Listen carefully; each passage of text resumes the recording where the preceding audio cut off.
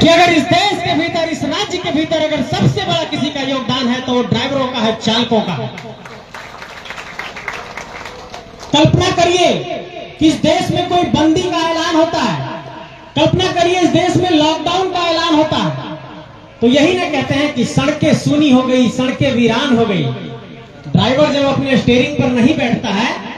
तो पूरा देश समाज में सन्नाटा छा जाता है, और जब अपने हक के लिए लड़ने लगता है तो उसकी गर्जना बहुत दूर तक जाएगी, इस बात का भी हमको विश्वास है। अब देखिए, ड्राइवरों के हक अधिकार की बात, झारखंड के कंपनियों में उनको नौकरी देने की बात, चाहे वो अडानी के कंपनी में हो, चाहे वो एनटीपीसी में हो, चाहे त्रिवेणी में हो, चाहे सीसीएल में हो, चाहे बीसीसीएल में हो, चाहे बीएसएल में हो, चाहे टाटा में हो, चाहे झारखंड के तमाम निजी क्षेत्र की कंपनियों में हो, चाहे सरकारी क्षेत्र की कंपनियों में हो, चाहे बाहर के राज्यों में आप लोग काम कर रहे हैं। लेकिन सबसे पहले इस बात को सरकार को समझने की जरूरत है कि ड्राइवर समाज का एक आईना है। अब आप बोलिएगा कि कैसे, मैं इसको आपको समझाने की कोशिश करता हूं। भारत में इस वक्त दो सबसे बड़ी टैक्सी की कंपनियां आमतौर पर चलती है, एक उबर टैक्सी, एक ओला टैक्सी। उबर और ओला टैक्सी राज्य के राजधानी में, महानगरों में ये टैक्सियां चल रही हैं। आज की तारीख में अगर कोई व्यक्ति अगर विदेश से आया और दिल्ली राजधानी में उतरा, एयरपोर्ट से किसी होटल में गया, उबर का टैक्सी बुक किया और ड्राइवर उससे बहुत अच्छा बिहेव किया, तो वो आदमी जब अपने देश से बाहर जाता है तो कहता है कि इंडियन ड्राइवर्स भी बहुत अच्छे हैं, बहुत अच्छा व्यवहार करते हैं। और जब कोई दूसरी घटना घट जाती है, कोई अप्रिय घटना घटती है, तो पूरे ड्राइवर समुदाय पर वो सवाल खड़ा होता है। और इसलिए मैं आप लोगों को कहना चाहता हूं कि आपका काम और आपका व्यवहार इस देश के प्रति दूसरे लोगों का सोच भी तय करता है, इसलिए आपके ऊपर जिम्मेवारी भी बहुत बड़ी, ये बात मैं आपको कहना चाहता हूं। जिम्मेवारी क्यों बड़ी है? क्योंकि जिस टैक्सी ड्राइवर का हम उदाहरण दे रहे हैं, अगर किसी शहर को हम नहीं जानते हैं, बहुत ज्यादा किसी शहर में हम नहीं हैं,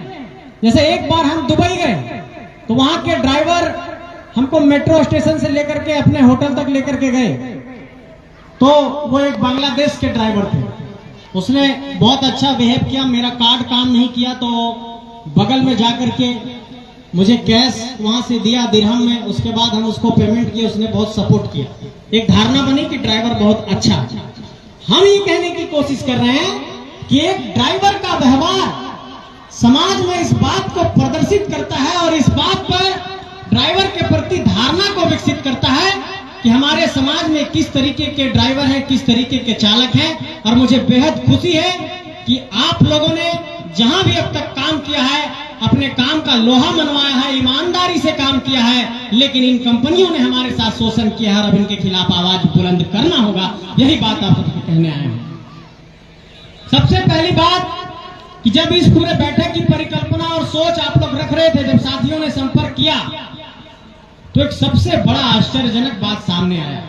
कि मान लिया कोई एनटीपीसी कंपनी है, कोई त्रिवेणी कंपनी है, वहां पर ट्रांसपोर्टिंग का काम होना है, हमारे चालक वहां पर जाएंगे, नौकरी करेंगे। तो जब हम नौकरी करेंगे एनटीपीसी के अंदर, त्रिवेणी के अंदर, तो त्रिवेणी और ड्राइवर के बीच संबंध होना चाहिए। बीच में दलालों का एक बहुत बड़ा सिंडिकेट है, इस दलाल की प्रथा को खत्म करना होगा। ये आउटसोर्सिंग एजेंसी के नाम पर ड्राइवर से 50,000 रुपया, 1 लाख रुपया ठगने की पूरी प्रक्रिया झारखंड के अंदर चल रही है। और बगोदर की धरती से, कॉमरेड महेंद्र सिंह की धरती से इस बात का ऐलान करना चाहते हैं कि हम लोगों का जो संगठन है जेबीकेएसएस, पूरे झारखंड के अंदर इस प्रथा को खत्म करने के लिए और आप लोगों की लड़ाई को पहली पंक्ति पर लड़ेंगे। नौकरी कर रहे हैं आपके कंपनी में, हम ड्राइवर आपके हैं, हमारे पास ड्राइवरी लाइसेंस है, हम बढ़िया गाड़ी चला लेते हैं, तो इसका मतलब कि हम स्किल्ड ड्राइवर हैं। स्किल्ड ड्राइवर मतलब कि मेरे पास कौशल है, एक हम कुशल चालक हैं। तो कुशल चालक है तो जिस तरीके से नौकरी की प्रक्रिया में पूरा पीएफ कटता है ना सबका, आप देखिएगा कंपनी लोग हमारे पास आए टंडवा से कुछ लोग, वो लोग बोले कि हम लोगों का ईपीएफ जो है, कर्मचारी भविष्य निधि का जो पैसा है वो जमा नहीं किया गया और एक फर्जी रसीद जमा हम लोगों को दे दिया गया, ऐसे काट करके अब तो ईपीएफ का जार सब जमा होगा तो उसका ऑनलाइन रसीद मिलेगा, सब कुछ ऑनलाइन एंट्री होता है। उन लोगों का फर्जी रसीद बना करके उनको दे दिया गया और लगभग उसमें 434 मजदूर के साथ इस तरह से उन लोगों ने किया। तो हम ये कहना चाहते हैं कि जो भी हमारे ड्राइवर साथी, हमारे चालक साथी झारखंड के अंदर काम कर रहे हैं, उनका ईपीएफ कटना चाहिए, कर्मचारी भविष्य निधि का पैसा प्रॉपर जमा होना चाहिए, उसमें कोई धांधली नहीं होनी चाहिए और पूरा जो कंपनी है उसको एक एम्प्लॉय के तौर पर, एक कर्मचारी के तौर पर जो पूरी कागजी प्रक्रिया है सैलरी स्लिप के साथ दे, इस बात का भी हम यहां से मांग करना चाहते हैं। आज हम लोग पलायन कर जा रहे हैं, 15,000, 20,000, 30,000, बहुत ज्यादा तो ड्राइवर की सैलरी नहीं होती है, बहुत मुश्किल से जिंदगी कटता है। और जो सबसे बड़ी दर्द की बात है कि एक हमारे जो चालक होते हैं उनकी जिंदगी आप समझिए कि सड़क पर गुजरती है, किसी भी तरीके से कंपनी के प्लांट में गुजर रही है या सड़क पर गुजर रही है। लेकिन इतनी सारी कंपनियां हैं यहाँ पर, चाहे वो खनन की कंपनियां हो, चाहे पर यहाँ पर पावर प्लांट की कंपनियां हो, चाहे यहां पर स्टील की कंपनियां हो। मेरा कहना है कि अगर झारखंड में कंपनी लगा है और वहां पर ड्राइवर की जरूरत है तो पहला झारखंडी ड्राइवर वहां काम करेगा, बाहर के ड्राइवर को स्वीकार नहीं करेंगे। यहीं पर बड़का गांव में एक बीजीआर कंपनी है और बीजीआर कंपनी में कुछ लोग मेरे पास आए कि संजय दा जरा सा हम लोगों का वहां पर ड्राइवर में काम लगा दीजिए, हम लोगों का सारा कागज पत्र, ड्राइविंग लाइसेंस है। हम लोग पास आता है तो कोशिश करते हैं। जब हम कोशिश किए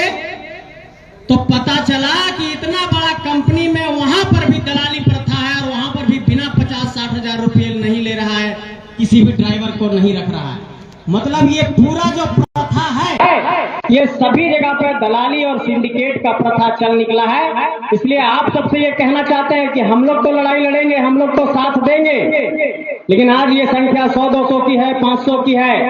आने वाले दिनों में सभी हमारे चालक साथियों का इस बात का संकल्प लेना पड़ेगा कि अगर 5,000 और 50,000 की संख्या में भी जुटना पड़े और अपने हक